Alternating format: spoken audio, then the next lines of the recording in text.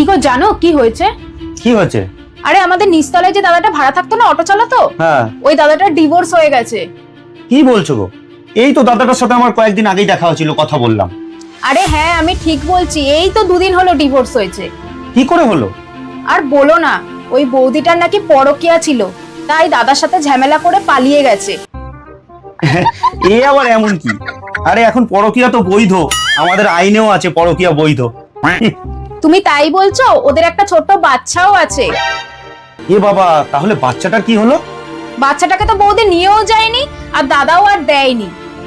ঠিক করেছে, একদম ঠিক করেছে। যেই বউ নিজের সংসার ছেড়ে, নিজের স্বামী বাচ্চাকে ছেড়ে চলে যেতে পারে অন্য ছেলের হাত ধরে, ওই রকম মহিলাকে বাচ্চার কোনো দায়িত্ব দেওয়াই উচিত না। আর আমি তো এটাও বলবো যে ওর যদি পরকীয়া করতেই হতো তাহলে সন্তানটা হওয়ার আগে করতো।